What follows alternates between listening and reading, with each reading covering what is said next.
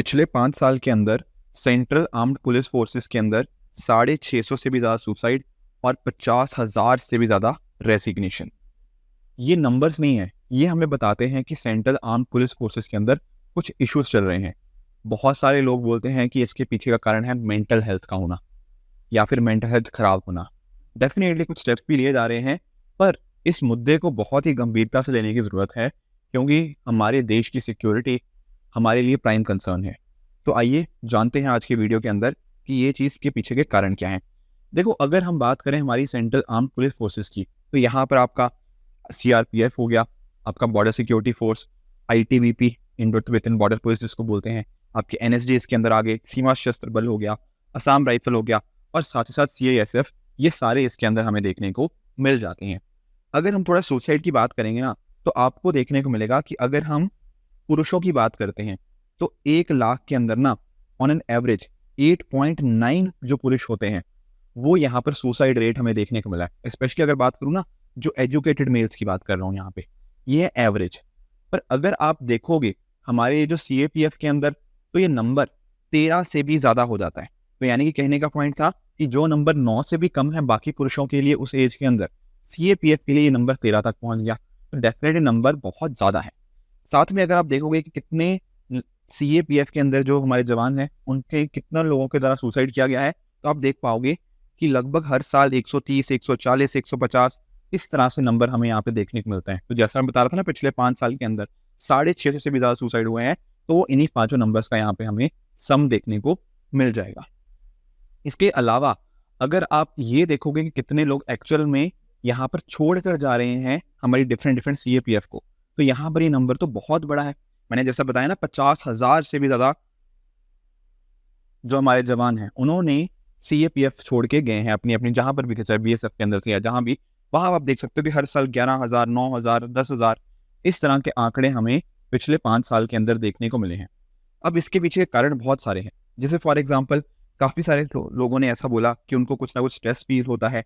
साथ ही साथ कई बार ना इनको काफ़ी रिस्की एरियाज़ के अंदर भेज दिया जाता है। जैसे मान लो कोई नक्सल अफेक्टेड एरिया हो गया, जम्मू कश्मीर के अंदर इंसर्जेंसी हमें देखने को मिलती है, नॉर्थ ईस्ट के अंदर कई बार कुछ इश्यूज देखने को मिलते हैं, एलओसी के ऊपर पोस्टिंग वगैरह हो जाती हैं।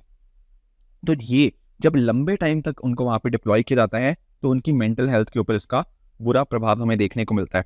हार्श कंडीशंस हो सकती हैं, जैसे जम्मू कश्मीर के अंदर कई ऐसे एरियाज हैं जहाँ पर बहुत साल भर ठंड पड़ती रहती है, काम करने के लिए कंडीशंस वहाँ पे अच्छी नहीं होती।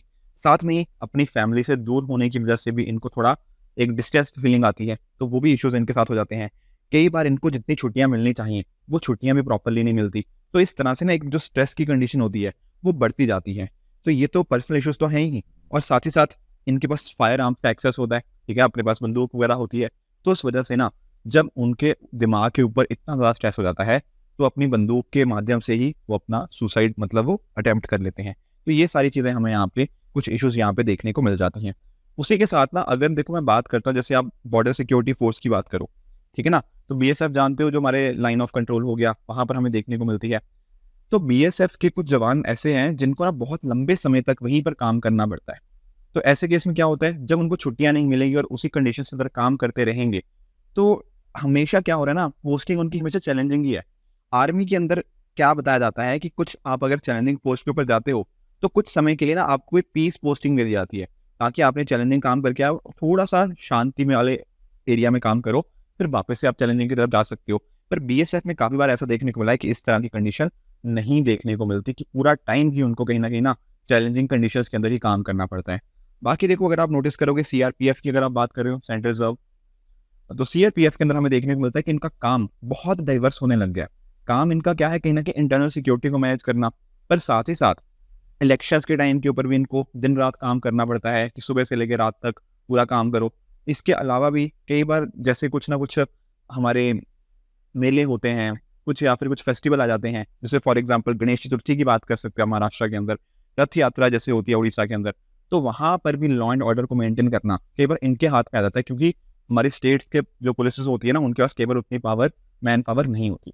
तो इस वजह से क्या होता है ना कि कभी ब्रेक मिल ही नहीं पाता, बस काम ही काम काम ही काम चले जा रहा है। इस वजह से इतनी सारी कंडीशन इनको फेस करनी पड़ती हैं। साथ में ना एक दिक्कत ये भी है कि प्रमोशंस बहुत स्लो होती हैं। देखो यहाँ पर ना थोड़ा कंपैरिजन आर्मी के साथ किया गया। आर्मी के अंदर ना आपकी प्रमोशंस होती रहती हैं थोड़े थोड़े टाइम के बाद, पर जैसे फॉर एग्जांपल बीएसएफ के कुछ ऑफिसर्स ने हमें ये बताया, ठीक है, बेसिकली इस इंटरव्यू के अंदर, कि यहाँ पर कई बार देखा जाता है कि 10-10 साल तक आप लगातार सेम पोस्ट पे काम करे जा रहे हो, तो प्रमोशन हो नहीं रही, तो उसका भी क्या होगा? वो जो टफ कंडीशंस के अंदर आप काम कर रहे हो और आपको लगता है यार मेरे यहाँ काम मैं कर रहा हूँ, पर कहीं ना कहीं प्रमोशन नहीं मिल रही, उतनी मुझे यहाँ पे अपॉर्चुनिटीज ग्रोथ की नहीं मिल रही, तो इस वजह से एक तरह से ना मिसमैच हो जाता है इस चीज़ के अंदर, एंड ये भी एक कारण बनता ही बनता है। Getting it? तो ये कंसर्न हो गया। साथ में एक दिक्कत आती है with regards to old pension scheme और जो आपकी न्यू पेंशन स्कीम हमें देखने को मिलती हैं। अब ये जो बीएसएफ के जवान है या बाकी जो सीएपीएफ के हैं, उनको जो पेंशन मिलती है वो न्यू पेंशन स्कीम के अंतर्गत मिलती है, और काफ़ी बार ऐसा देखा गया है कि न्यू पेंशन स्कीम के अंदर ना उनको जो पेंशन मिल रही है वो बहुत ही कम होती है। ओल्ड पेंशन स्कीम के अंदर उनको अच्छी खासी सैलरीज मतलब पेंशन मिलती थी, पर अब उनको बहुत ही कम मिलती है। तो उनको ऐसा लगता है कि यार आर्मी के मुकाबले ना उनको बहुत अच्छे तरह से ट्रीट यहाँ पर नहीं किया जा रहा। तो काफ़ी सारे यहाँ पे चैलेंजेस इनके केस में यहाँ पर देखने को मिल जाएंगे। तो एक्चुअल में ना ऐसा नहीं है कि सरकार ने इन चीज़ को नोट नहीं किया, सरकार इस चीज़ को नोट कर रही है एंड डेफिनेटली इसके लिए कुछ काम भी कर रही है। जैसे फॉर एग्जांपल जॉब सेटिस्फेक्शन को बढ़ाने के लिए अलग अलग मेजर्स लिए जा रहे हैं, प्रॉपर उनको टाइम मिले रेस्ट के लिए, रिक्रिएशन के लिए, इसकी भी निरंतर सरकार के द्वारा कोशिश करी जा रही है। एक ना सिस्टम अडॉप्ट करने की कोशिश है जिसको बोलते हैं बड़ी सिस्टम। अब होगा क्या बड़ी सिस्टम के अंदर? मान लो हमारा एक यहाँ पे ये ऑफिसर है और दूसरा यहाँ पे दूसरा ऑफिसर है। अब होगा क्या ना, ये दोनों को एक दूसरे का बड़ी बना दिया जाएगा। अब होगा क्या, जब भी कभी दिक्कत आएगी, कुछ मेंटल स्ट्रेस आएगा, तो ये दोनों एक दूसरे के साथ बात कर पाएंगे। देखो जो दिक्कतें होती हैं ना लाइफ की, वो बातचीत करके ही सुलझती हैं। जब भी कोई ऐसे पर्सनल इश्यूज आते हैं, कुछ फैमिली इश्यूज आते हैं, तो जब हम बात करते हैं उससे, सामने वाले पर्सन से, तो एक दूसरे की दुख को हम समझ पाएंगे एंड अच्छे कुछ सजेशंस भी निकल पाएंगे। तो बड़ी सिस्टम की यहाँ पे बात है। इसके अलावा हेल्पलाइन से बहुत सारी इशू करी गई हैं, मेंटल हेल्थ हेल्पलाइन भी यहाँ पे स्टार्ट कर दी जा चुकी हैं। इसके साथ ही साथ एक जो हमारा संभव ऐप है ना, वहाँ पर ई लीव प्लेटफॉर्म को भी यहाँ पे लेकर आया गया है, ताकि कहीं ना कहीं जो छुट्टियाँ हैं उसका सैंक्शनिंग का प्रोसेस थोड़ा सा आसान किया जा पाए, ताकि ये भी चीज़ हेल्प हो पाए। इसके साथ में ही जो उनकी जो फैमिली है ना, कई बार उतनी फैमिली की सपोर्ट नहीं उनको मिल पाती। रीज़न भी कि देखो फैमिली का भी कई बार हेल्थ नीड्स हो सकती हैं या और चीज़ें हो सकती हैं, तो जवान के साथ साथ उनकी फैमिली को भी प्रॉपर इन चीज़ों की सिक्योरिटी मिले, यहाँ पर ये भी यहाँ पे कोशिश है। तो ओवरऑल वेल बीइंग को कंप्लीट करने की कोशिश करी जा रही है, ताकि जो डिप्रेशन है, मेंटल इलनेस है, इस तरह के जो कंसर्न्स हमारे सामने आ रहे हैं, इनको कहीं ना कहीं यहाँ पे ठीक किया जाए। ज़रूरत है उनकी फिजिकल वेल बीइंग के साथ ना हम उनकी इमोशनल जो वेल बीइंग होती है उसके ऊपर भी काम करें, ठीक है ना, ताकि कहीं ना कहीं कुछ ऐसे इश्यूज़ को हम यहाँ पर अवॉइड कर पाए। बहुत सारे लोगों ने इसके रिगार्डिंग बात भी करी है कि हेल्थ इंश्योरेंस उनको बेटर दी जानी चाहिए, उनकी फैमिलीज़ को बेटर दी जाना चाहिए, मेंटल हेल्थ को हम उनको सुधारने की कोशिश करी जानी चाहिए। तो अगर सारे यहाँ पे जो डिफरेंट स्टेक होल्डर्स हैं, अगर सब साथ में आते हैं एंड कुछ ऐसी पॉलिसीज अडॉप्ट करते हैं जहाँ पर उनके पर्सनल एंड साथ साथ उनके जो फैमिली इश्यूज़ हैं उनको हम टैकल कर पाएँ और उनकी मेंटल हेल्थ को इम्प्रूव कर पाएँ, तो ये जो नंबर है ना, जैसे कि 650 से भी ज़्यादा सुसाइड पिछले 5 साल के अंदर एंड 50,000 से भी ज़्यादा जो रेजिग्नेशन हुए हैं पिछले 5 साल के अंदर, इन नंबर्स को हम डेफिनेटली कम कर सकते हैं एंड इंश्योर कर सकते हैं कि भारत की जो सेफ्टी है, सिक्योरिटी है, वो और भी ज़्यादा आगे बढ़ती रहे। तो ये था आज का वीडियो। आई होप आपको ये वीडियो समझ आया होगा। Thank you very much.